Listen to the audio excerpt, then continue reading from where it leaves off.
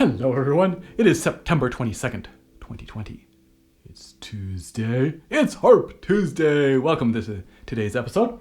So I'm going to be talking about two very common accompaniment patterns and how we might approach them. Before I do so, I want to just briefly mention that I'm going to do a live stream concert in a couple weeks on October 3rd to celebrate 3 years with this harp. So the two patterns that I'm talking about are a 5-note arpeggio, 1, 5, 8, 9, 10, or a 1, 5, 8, 10, 12, and also a big stretched 1, 5, 8, 10, or...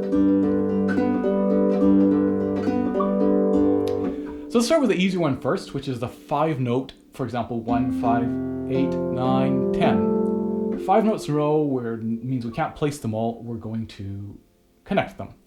And so I'm saying 1, 5, 8, 9, 10. If that doesn't make sense to you, it's basically just a very simple way of naming a pattern. And all it means is whatever string we're starting with, that's 1, right? So here's 1, that's 1, 2. So we start counting on that string because it's 1, 1, 2, 3, 4, 5, 6, 7, 8 is always an octave. And in this case, 9 is the next string, and 10. So 1, 5, 8, 9, 10. So if you've ever heard anybody say a 1, 5, 8 shape, it's this.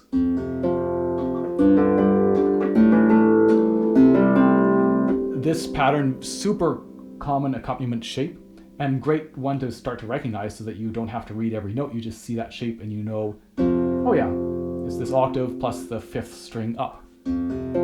So this 1, 5, 8, 9, 10 is a lovely little accompaniment pattern. We have to connect under. And I would say there are 2.5 fingering options on this. So if I had to write a fingering in, the default, the most common is, so all of them start with 4-2-1. All of our options start with that, 4-2-1, right? The most common is 2-1. We cross under with 2 and 1. The other option would be 4-2-1, 3-1. So we cross under with the 3rd finger. And the half, the other option would be 3-2, and I'll talk a little bit more about that later on. So how do we do it? Well, you want to think about, we'll start with 2-1, crossing to low under the thumb, so we want to have space vertically, but horizontally, we can bring the hand up into the thumb. Maybe 2 is even touching the thumb. We can actually generate quite a lot of force and power with that thumb just with a very small amount of space. We don't need a ton of space here because if we have that much space, much harder to safely get 2 underneath, and then much more work to get where we're going next. So we cross under, we bring the hand up towards us, right? We move the hand up towards us, and then keep connecting. One thing to think about, right? Here's this position where we start, in terms of where the wrist is, the hand is, the arm is, the elbow. And then here's this position where we finish. So we don't want to stay down here, very hard to cross under anyway, and then suddenly work to get up here. We want to gradually move up. Kind of help out that crossing under, which is the most difficult bit, by making it so we don't have a whole bunch of work to do afterwards, so we are already basically in this position and not in this position with our arm and our, our wrist and our elbow and everything. So I recorded a little bit of slow motion footage. Check that out. And again, you can see how one of the things I was really aware of watching that was how much I'm moving my hand up towards me, again, on that sort of horizontal plane. So to accommodate it and make it so once I finish crossing and once I play that thumb, I don't have much work to do afterwards. So the other option might be to cross 3 under and then still finish with 1. And maybe here's a slow motion footage, so same idea, notice how I'm pulling the hand towards me. And you might feel that 3rd finger, it's maybe if you have very short fingers, it's more comfortable to cross under, that you have just a little bit more reach. You might also feel that you have a better playing position for your thumb. That again, maybe you get just a little bit of space here between the thumb and 2. Remember, 2 is not up here, 2 is tucked in underneath. So play around with it. It's totally up to you, right? And for me, I would say I often quite like that 3-1, but I'm pretty comfortable doing either. And I feel 3-1 is probably a little bit more secure, a little bit safer. So experiment. And then we might also do a 1-5-8. So 1-5-8, 9, 10, 11, 12. 1-5-8, 10, 12. So this, just harmonically, this 1, 5, 8, 9, 10 includes notes that are part of a, in this case, F chord, but also a G that's not part of an F chord, right? That 9, or you could also think of it as a 2, is not part of our normal chord.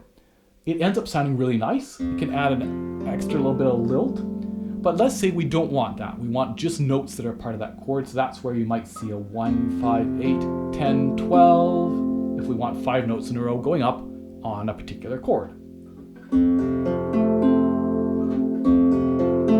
And again, we could do 2-1 or 3-1, and again, here's some slow motion footage. Again, you really see now how much I'm shifting up towards myself and in towards the thumb before I play the thumb as I cross under. So there's not a lot of work to do after I've played the thumb.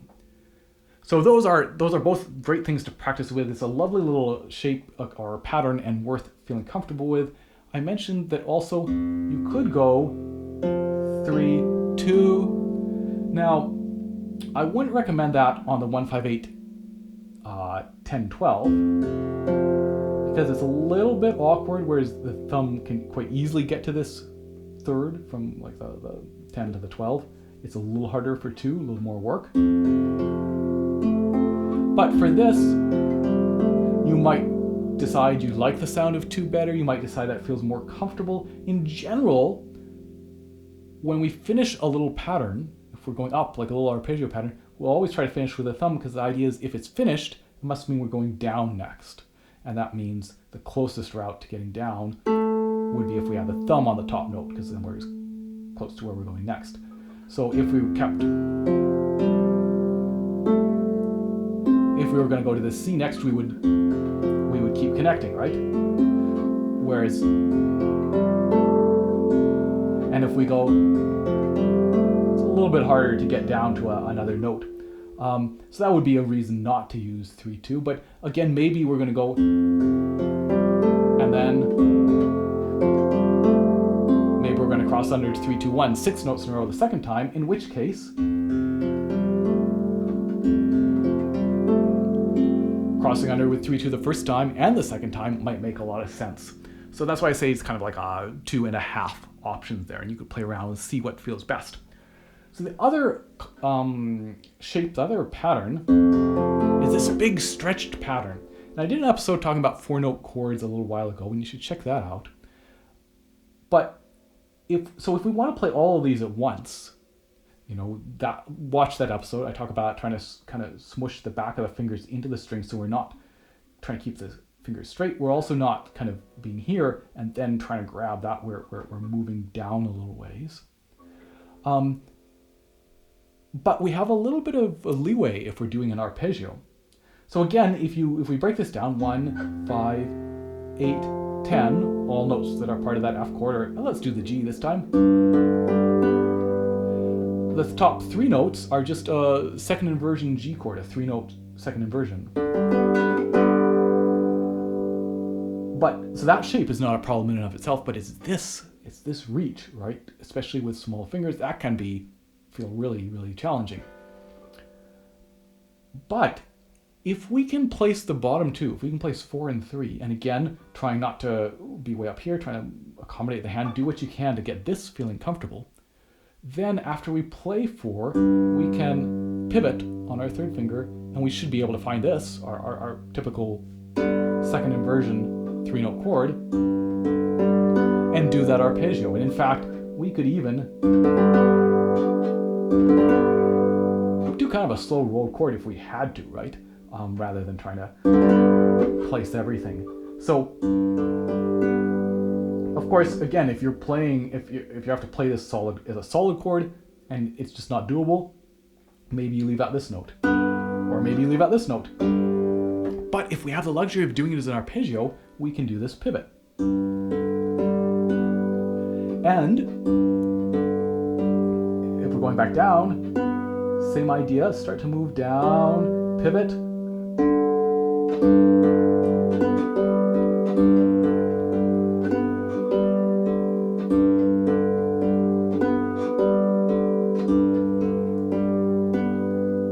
So something you can practice then, finding these, you can practice going 3, 4, 3, if you're trying to do that up and down thing, to be able to play that third finger, replace it. Right, so we find this, and now we're ready to go up. And just generally getting comfortable with being able to have 4 and 3 on the string somehow. And again, I have this luxury of these long fingers, which is fantastic. But people with short fingers can do this as well. I've seen some amazing stretches achieved, and just trying to see if you can find these and be somewhat comfortable. Of course, being careful of the hand, not causing any injury or pain, but working this position and finding a comfortable option so that you can then swivel up and rotate back down. And again, thinking about keeping the back of the hand relaxed to protect the hand so that we're not straining and stressing the hand too much. But I think it is, even if this is an impossibility, I think finding this little pattern is something that's possible. And you'll find it, especially in some harpists writing, and obviously they had or have large hands, you'll often come across that pattern. It's just in general, because this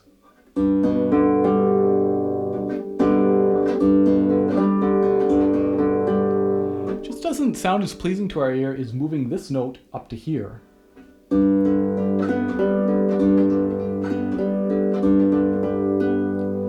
A more open and spacious sound, and that's why it often gets used. So I hope looking at those two patterns gave you some ideas or was helpful, and I will see you in 2 weeks' time.